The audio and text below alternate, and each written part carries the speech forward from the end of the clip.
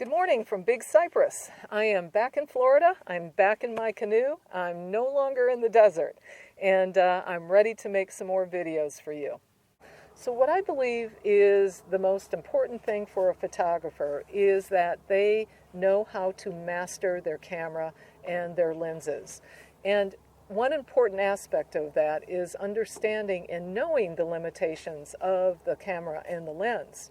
Now, if you are a landscape photographer, you're out there shooting, and a lot of times when we're shooting a scene, we have a strong foreground or we have objects that are really close to us as well as objects that are way, way off in the distance. And the goal here is to achieve a depth of field or a focus throughout that entire image so that everything appears sharp and in detail. So given that depth of field and sharpness or focus throughout the image is very important for a landscape photographer, I think it's very important then that you understand how aperture specifically affects your ability to achieve those two goals in your images. So before I talk about aperture and its limitations for you in achieving depth of field and sharpness, let's first distinguish the difference between sharpness and depth of field. So first, sharpness, which is detail or power of resolution.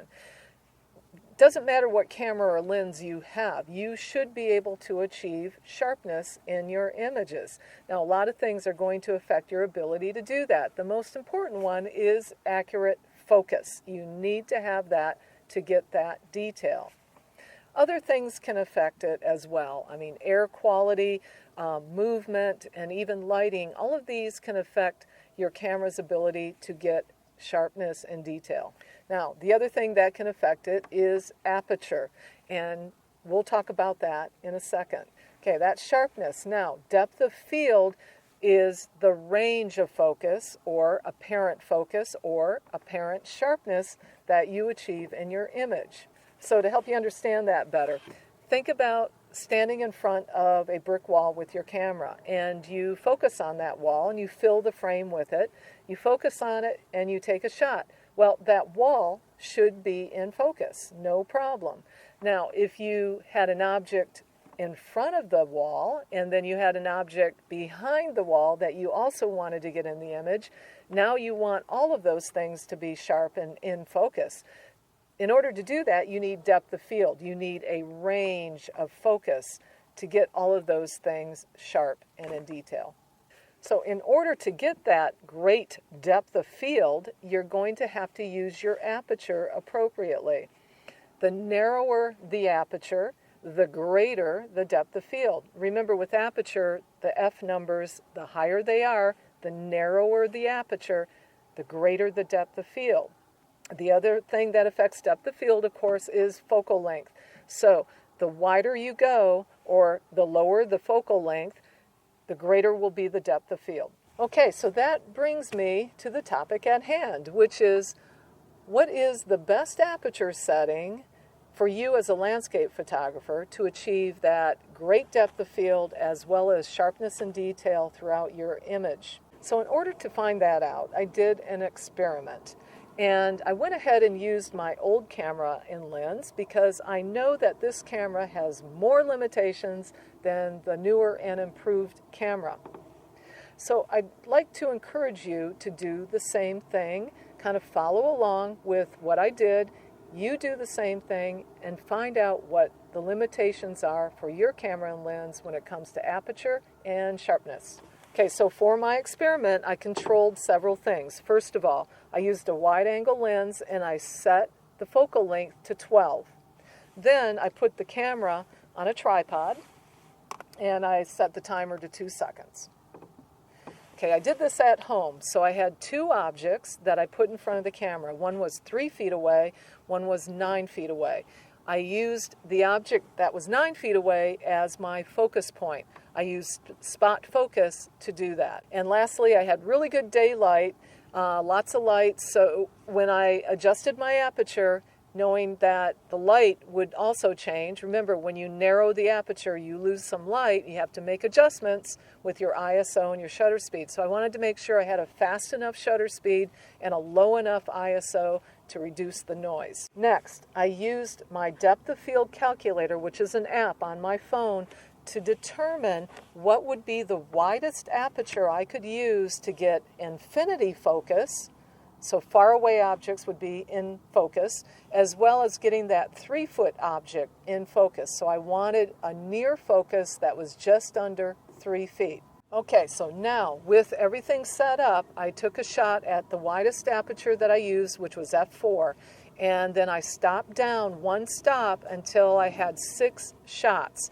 f4, 5.6, 8, 11, 16, and 22. So I took 6 shots with one stop difference between those aperture settings. All right, so let's take a look at the experiment results. I'm looking on the LCD panel of the camera, and I'm zooming in on the object that I focused on, starting with f4. Doesn't look that sharp to me, but then when I get to 5.6, what a difference in sharpness there.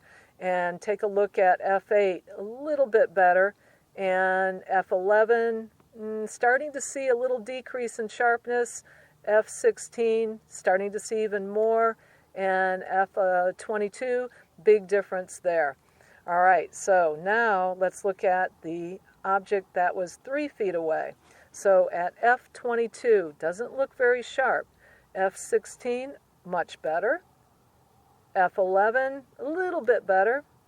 f8, even better. And you can see 5.6, not much different, still sharp. And f4 looks pretty good. So I'm getting sharpness with those wider apertures with that close-up object. Now let's go to a faraway object. We're at f4 right now. So you really don't see much in that faraway distance. Everything kind of looks blurry at f4. But look what just happened when I switched to 5.6. Much better. You can actually see the lettering on that RV. Let's go to f8. A little bit better there. f11, about the same. f16, starting to see a drop in sharpness. Look at f22. Wow, big drop. Okay, so what does this little experiment tell me? Well, it tells me that at least with this camera, I'm going to stay away from f16 and f22. f8 to f11 looked okay. 8 was better than 11. For the close-ups, 8 did okay. It did really well with the faraway objects. So overall, f8 looked pretty good to me for that depth of field and sharpness that I want to get in my landscape images. So I guess probably the last thing you may already be thinking this is, really, does it matter? I mean, I'm zooming in and I'm looking at the details.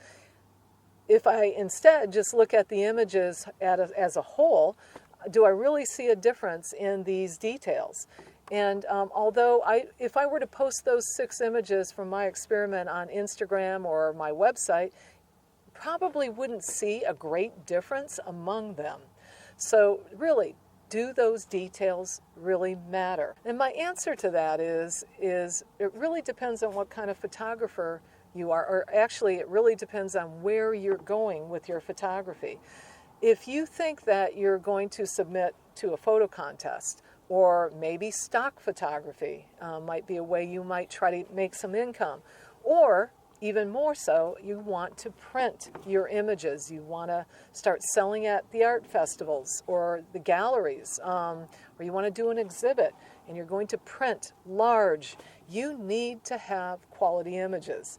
If you think submitting a poor quality image to a photo contest, it's all about composition and nothing else, you're wrong. Those judges are going to be looking at the details. I have since become a photo judge, and I know I look at those things. So, so it really depends on where you're going with your photography. It does make a difference, and I really believe that if you want to be a good photographer, quality should always be at the forefront when you are taking your shots. So with that, if you enjoyed this video, really stay tuned, because the next video is going to kind of stick with that theme of, does it really matter?